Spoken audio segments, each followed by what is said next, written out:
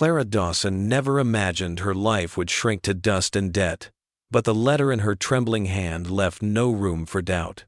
Her uncle's will named her heir to a patch of land on the edge of nowhere, a dried orchard, and a barn that leaned like an old drunk.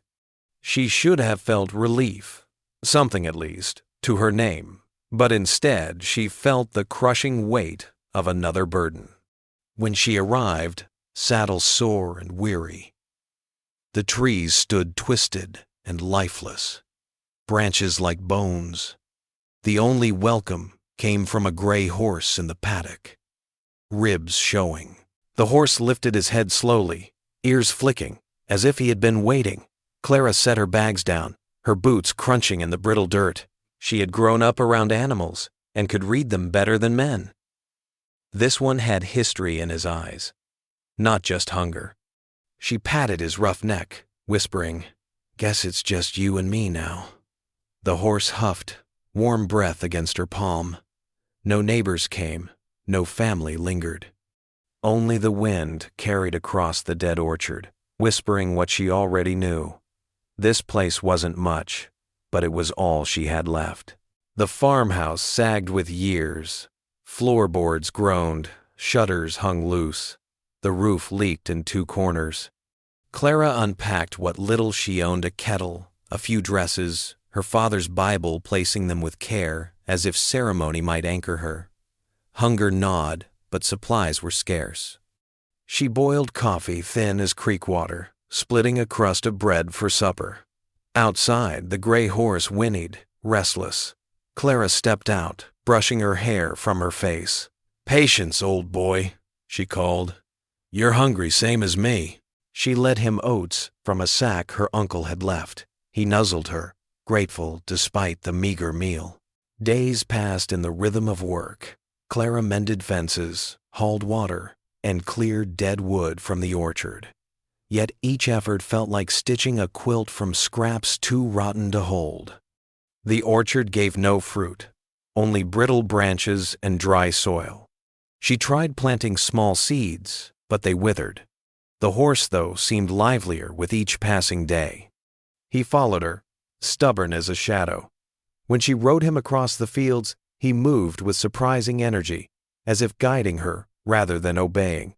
Sometimes he stopped in odd places, sniffing the ground, pawing with his hoof. Clara wondered. One evening, while riding at the far edge of the property, the horse stopped again, snorting and stamping.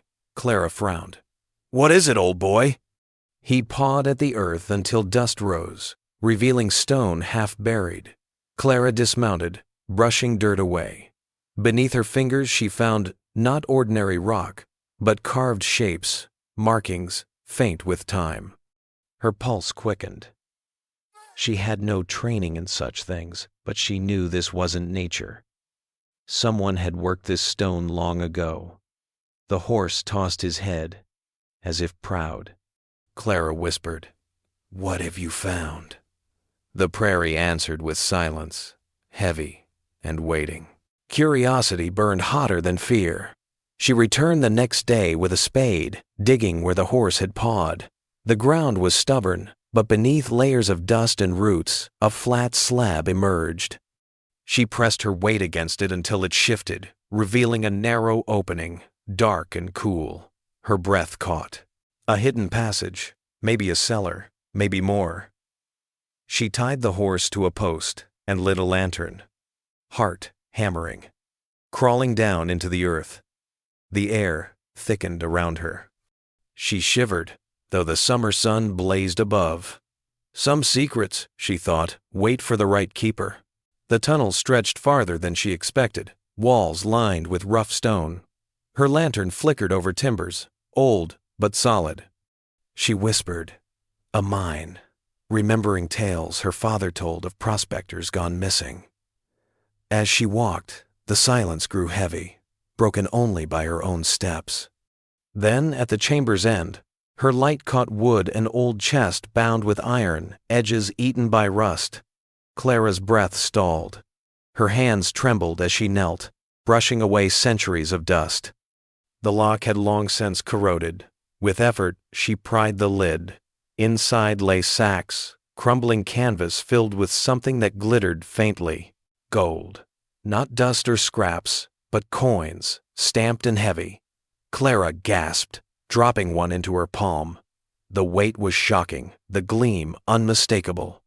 Her mind spun this could pay her debts, fix the ranch, give her back a future. But fear tangled with hope. Why was it left? No prospector abandons treasure willingly. She replaced the coin, slamming the lid shut, chest heaving. She whispered into the stillness, "This ain't luck. It's a trap." The horse whinnied faintly above, as if to remind her she wasn't alone. She climbed back into the sunlight, shaken, gold's weight echoing in her veins. That night, Clara couldn't sleep. She lay on her narrow bed, staring at the ceiling beams, mind racing. Fortune sat buried beneath her orchard, but fortune drew wolves. She remembered neighbors whispering about rustlers, men who sniffed out weakness like coyotes. If word spread, she wouldn't stand a chance. Yet the temptation clawed at her. 1 coin could buy seed and cattle.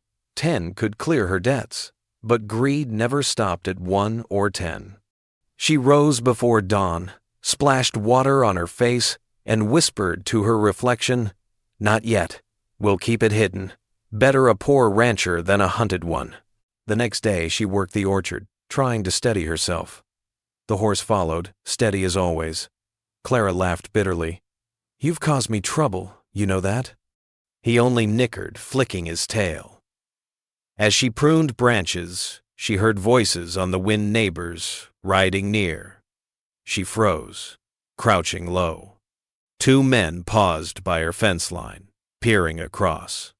"Storm opened something on her land, they say," one muttered. "Might be worth looking." Clara's stomach turned to ice. Rumors had already spread. She held her breath until they rode on. Secrets didn't stay buried long in the West. She had to be ready. That evening, a knock rattled her door. Startled, Clara reached for her rifle, but it was only young Annie Wilkes, the neighbor's girl, carrying eggs in a basket. "Pa said you might need these," Annie chirped. Clara forced a smile, taking them gratefully, yet she noticed the girl's curious eyes drifting toward the orchard. "They say you found a cave," Annie whispered. Clara knelt, her tone firm. "Don't believe every tale you hear, child. Some stories are best left alone." Annie nodded, though her curiosity lingered. Clara shut the door, heart pounding. If children already whispered, men with darker aims surely knew. That night, Clara sat by the fire, staring at the chest in her mind. She thought of her uncle. Why he had never spoken of it. Maybe he had known. Maybe the secret had cursed him, too. She whispered into the flames, "Why me?" No answer came, only the steady creak of the house. The horse whinnied in the barn, steady and grounding. Clara rose, walking to him. She stroked his mane, finding comfort in the animal's warmth. "You led me here," she murmured, "so I'll trust you to see me through." The horse snorted softly, and for the first time, she believed it. The following morning, Clara discovered fresh hoofprints near the orchard. Her pulse raced. Strangers had ridden close in the night. She followed the tracks, but they vanished into the hills. Fear gnawed at her. She couldn't guard the orchard alone forever. She considered burying the chest deeper, but the thought of touching it again filled her with dread. Instead, she scattered stones over the entrance, camouflaging it as best she could. That'll hold for now. Yet she knew the truth. Secrets never stayed buried. Not when greed had a nose sharper than bloodhounds. Trouble was circling. Clara tried to focus on chores, mending fence, patching the roof, but every sound set her nerves alight. When the wind rattled shutters, she reached for her rifle. When the dog barked in the distance, she froze. The horse, though, remained calm, grazing steadily. His quiet confidence soothed her, as if to remind her that panic solved nothing. One afternoon, as she watered him, she whispered, "You've got more sense than me." He nuzzled her shoulder in reply. Clara smiled faintly, Though her heart stayed heavy, she could mend fences and patch roofs, but how did one mend fear that stalked like shadows? Her fears proved right. One evening, as the sun bled into the horizon, she spotted 3 riders on the ridge. They didn't approach, only watched. Clara stood on her porch, rifle in hand, making no move to hide. The riders lingered until darkness swallowed them, then vanished. Clara's jaw clenched. "They know," she whispered. That night, she barred the door, set her rifle by the bed, and slept in boots. Dreams twisted, of coins rattling, of voices whispering underground. She woke with a start, sweat slick on her skin. The West was restless, and it had set its eyes on her. The next morning she rode into town for supplies. Conversations hushed when she entered the store. She caught fragments. Her orchards cursed. Storm uncovered something gold, maybe. Clara forced calm as she bought flour and coffee. Jensen, the storekeeper, leaned close. "Be careful, Clara. Folks talk too much. Some men listen too close." She nodded, grateful. As she left, she felt eyes follow her. She mounted the gray horse, whispering, "We're marked now, old boy." He snorted, ears flicking. She straightened in the saddle. Spine steel. If they came, they'd find not a helpless widow, but a woman ready to fight. Back at the ranch, Clara began preparing. She oiled her rifle, stocked ammunition, and set traps near the orchard. The work was grim, but necessary. She thought of her parents, of the lessons they'd taught. The land gives, but it always demands in return. She whispered into the wind, "I'll pay my due, but I won't surrender." The horse grazed nearby, calm as ever. His coat glinting in the fading Sunday, Clara drew strength from him. Alone, she might falter, but with him, she felt anchored. Perhaps the land had given her not just a burden, but a companion to face it with. That night, as the fire crackled low, Clara heard boots crunch outside. She froze, rifle in hand. A shadow passed the window. Then, a knock, slow, deliberate. "Evening, Miss Dawson," a voice drawled. "Heard you've got something worth sharing." Clara's grip tightened, but she stayed silent. Another knock, harder this time. "We'll be back," the voice promised, mocking. Footsteps retreated into the dark.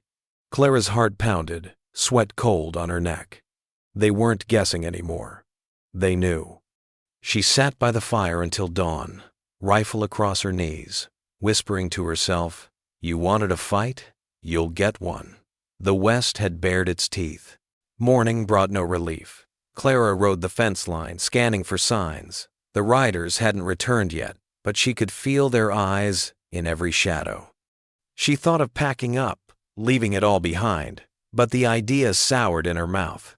This was her land, her inheritance, her fight. The orchard might be dead, the house might sag, but it was hers. She whispered to the horse, "If they want it, they'll have to bleed for it." He flicked his tail, steady as stone. Clara straightened in the saddle, resolve hardening. Whatever storm was coming, she would meet it head on. That evening, she lit the lantern and walked once more to the hidden chamber. The chest waited, silent and heavy. She touched it briefly, then shoved the lid closed. "You're not my salvation," she said aloud. "You're my test."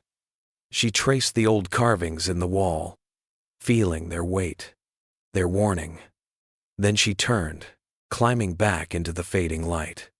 The orchard stretched barren, but she saw it differently now, not as ruin, but as ground worth defending. She whispered into the dusk, "Come if you will. I won't run." The wind carried her vow across the valley, sharp as steel. The riders returned before the week was out. Clara spotted them on the ridge again, 5 this time, not 3. Their silhouettes darkened the evening sky, rifles glinting faintly. She felt her chest tighten, but her jaw set firm. "It's starting," she whispered. The gray horse shifted uneasily, sensing her mood. Clara led him to the barn, whispering steady comfort. Then she walked to the porch with her rifle, planting herself like a rooted oak. If they wanted her land, they'd have to cross her sightline first. The riders didn't approach. Not yet. They were waiting for night, and so was she. When darkness fell, it came heavy. The only light was her lantern in the window, and the faint glow of stars. Clara sat at the table, rifle across her knees, every sense stretched taut. Then came the crunch of boots, soft at first, then closer. A voice she recognized drawled, "Evenin', Miss Dawson. You didn't answer us last time." Silence was her reply. The voice hardened. "We know what's under that orchard. Ain't no use keeping it to yourself. Share or we'll take it." Clara rose slowly, stepping to the door. Her voice rang steady. "Come take it if you dare." The door shuddered as a shoulder slammed against it. Clara raised her rifle, firing through the wood. A curse followed, boots stumbling back. More shouts rose outside. Shots cracked, windows splintered. Clara ducked low, firing again, heart pounding. The horse screamed from the barn, hooves kicking. She longed to reach him, but the fight held her pinned. Glass rained around her, bullets whining past. Yet she moved with grim precision, each shot deliberate. She wasn't just defending wood and stone, she was defending her claim, her survival, her very name. The West might take everything, but it wouldn't take her without a fight. Minutes felt like hours. Then silence fell, broken only by a groan outside. Clara risked a glance through the shattered frame. One man lay still, another crawled toward his horse. The leader, a tall man with a scarred cheek, stood firm. "You can't hold forever," he shouted. Clara's voice cut sharp. "Long enough to bury you." She fired, grazing his hat. He ducked, cursing. The others dragged their wounded, retreating into the dark. The scarred man lingered, glaring. "This ain't over," he promised. Clara held his gaze, rifle steady. "It is if you've got sense." At last, he turned. The night swallowed them. Clara slumped against the wall, chest heaving. Smoke stung her lungs, her hands trembling. The house bore scars, shattered windows, splintered wood, but it still stood.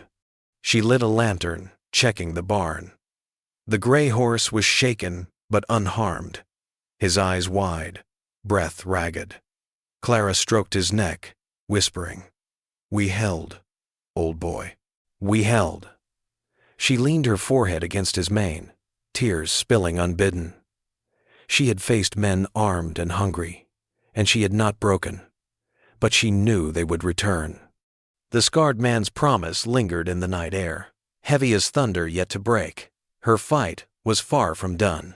The next morning, Clara rode into town. Whispers followed her, eyes wide at the sight of her torn clothes and rifle across her saddle. Jensen, the storekeeper, met her at the door. "Heard shots last night," he said quietly. "Carson's gang?" Clara nodded once. "They won't stop." Jensen frowned. "You can't face 'em alone." Clara's gaze hardened. "I can, and I will. This land's mine." Jensen studied her, then nodded. "You've got grit. I'll send word to the sheriff, though don't count on him quick. He's slow to stand against Carson." Clara tipped her hat. "Then I'll stand faster. Always have." Back at the ranch, Clara began preparing in earnest. She patched windows, reinforced the door, set hidden traps along the orchard's edge. The work was backbreaking, but each nail hammered steadied her spirit. She wasn't merely surviving anymore, she was fortifying. At night she sat by the fire, cleaning her rifle, the gold chest haunting her thoughts. She could use it pay men to defend her, buy her safety. Yet something in her gut resisted. That gold had slept untouched for decades. To spend it would be to wake more than greed, it would wake ruin. "Not yet," she whispered. "Not like this." The horse became her closest ally. He followed her as she worked, ears flicking at distant sounds before she heard them.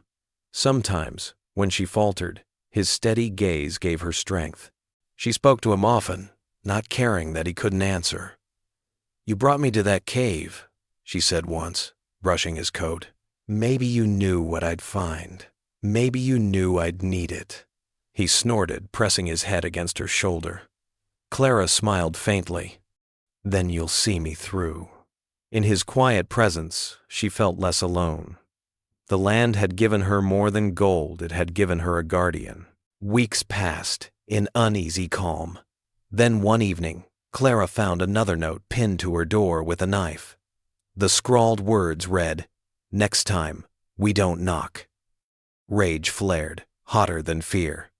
She burned the note in the hearth, watching the paper curl into ash. The horse stamped restlessly outside, sensing her mood. Clara loaded her rifle, muttering, "Let them come. They'll find I'm not the prey they think." Yet her chest ached with weariness. The fight was endless, and she was only one woman. Still, she refused to bend. She had bent before, and it had nearly broken her. Never again. The gang struck again under a new moon. This time, they set the barn ablaze. Clara woke to the crackle of fire, the horse screaming. She burst from the house, rifle in hand, hair flying loose. Flames roared, smoke choking. She shot at the shadows, darting beyond the blaze, hearing curses in the dark. The gang retreated, laughing, their work done. Clara rushed to free the horse, throwing open the stall. He bolted out, trembling but alive. She coughed, tears stinging as she watched the barn collapse. Her land still stood, but piece by piece, they were trying to strip her bare. At dawn, Clara stood before the smoldering ruins, fists clenched. She could rebuild. She always rebuilt. But rage coursed through her veins. They weren't just after gold, they wanted to break her spirit. She touched the horse's neck, whispering, "They'll learn I don't break." She saddled him, riding hard to the orchard. She tore the stones from the hidden entrance, hauling the chest into daylight. The coins gleamed, tempting, damning. Clara stared, jaw tight. If it's gold they want, I'll give it to 'em. She filled a sack with a few coins, burying the chest deeper. She had chosen her weapon bait. The trap was set. That night, she left the sack where the riders would find it, just inside the orchard. Then she hid, rifle steady, horse tethered nearby. Hours dragged, owls calling. Finally, shadows emerged 3 riders, cautious, greedy. They spotted the sack, one dismounting to snatch it. "Told you she had it," he crowed. Clara fired, her bullet striking the ground at his feet. The men cursed, scrambling. "It's a trap!" Clara's voice rang clear. "You're right, and I'm the jaws." Shots cracked, men scattering. 2 fled, but 1 fell, clutching his leg. Clara approached, rifle aimed, fury blazing. "Tell Carson. Tell him I'm waiting." Word spread fast. By morning, the valley buzzed. Clara Dawson had fought Carson's gang and lived. Some called her reckless, others brave, but all agreed she wasn't a woman to cross. The sheriff finally rode out, too late as always. "You're stirring hornets, Miss Dawson," he warned. Clara met his gaze coolly. "Then let 'em sting. I'll swat every last one." The sheriff shook his head but tipped his hat. "You've got grit. Just hope it's enough." Clara watched him ride off, her heart steady. She had no illusions this fight wasn't done. But each day she held her ground. Her resolve deepened. One evening, Clara returned to the orchard and stood before the sealed cave. She placed her hand on the stones, whispering, "You nearly ruined me." Yet she also knew it had given her strength. The gold wasn't her salvation. It was her trial, one she had survived. She turned to the horse, smiling faintly. "You knew what I needed, didn't you?" He snorted, stamping. Clara chuckled. "Then we'll guard it together. Not for greed, for the land." She mounted, riding back as the sun dipped low. The prairie stretched wide, endless, but for the first time, it felt like home. As weeks turned to months, life settled into rhythm again. Clara rebuilt the barn with neighbors' help, the gray horse stronger than ever. Rumors of Carson's gang quieted, whether they'd scattered or simply lost nerve, she didn't know. What she did know was that the valley looked at her differently now. No longer the poor rancher's niece.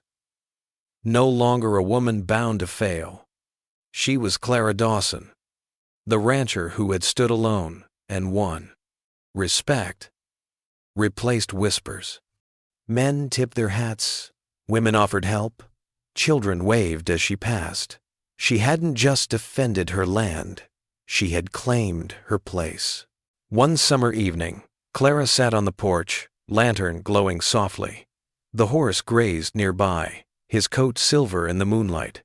She sipped coffee, savoring the rare peace. For once, no footsteps haunted her nights. No threats pressed against her door. The land was quiet, but alive. The orchard still barren, yet somehow not lifeless. She had planted hope there, not fruit. And hope, she knew now, could grow in the hardest soil. She leaned back, whispering, "We made it, old boy." The horse lifted his head, ears flicking, as if agreeing. Clara smiled. For the first time, she believed it.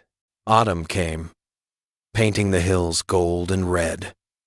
Clara worked tirelessly, repairing, planting, dreaming of seasons to come. Neighbors stopped by more often, trading goods, offering company. Some asked about the rumors of treasure. Clara only smiled, answering, "The only treasure here is hard work." They laughed, accepting her word. The truth remained sealed under stone, guarded by her and the horse alone. At night, she sometimes dreamed of the chest, but it no longer haunted her. It had become part of her story, not her chain. She had chosen what mattered, and that choice had set her free. One day, little Annie Wilkes returned, this time with flowers instead of eggs. "For your table," she said shyly. Clara thanked her, placing them in a jar. Annie studied her with wide eyes. "Pa says you're the bravest woman in the valley." Clara smiled, kneeling. "Brave ain't about not being scared, Annie. It's about standing anyway." The girl nodded, eyes shining. As she skipped away, Clara felt warmth swell in her chest. She had become something she never expected, a figure for others to look toward. The land had taken much, but it had given her this, and that was enough. Winter returned, harsh as ever. Clara faced it with steadier hands, no longer haunted by fear of loss. The horse grew thick-coated, carrying her across snowy fields with ease. Fires crackled warm, neighbors gathered more often, laughter spilling into long nights. She still felt the weight of loneliness sometimes, but it no longer crushed her. She had the land, the horse, and the strength she had carved from struggle. That was family enough. And when the wind howled at her shutters, she only smiled. The West could roar all it liked. She had learned to roar back. Years later, when folks told Clara Dawson's story, they spoke of the poor rancher's niece who inherited dust and ruin. They told how a gray horse led her to a secret buried beneath her orchard, and how men came hungry for it. They told how she stood alone, rifle in hand, and sent them packing. But the truest part of the tale was simpler.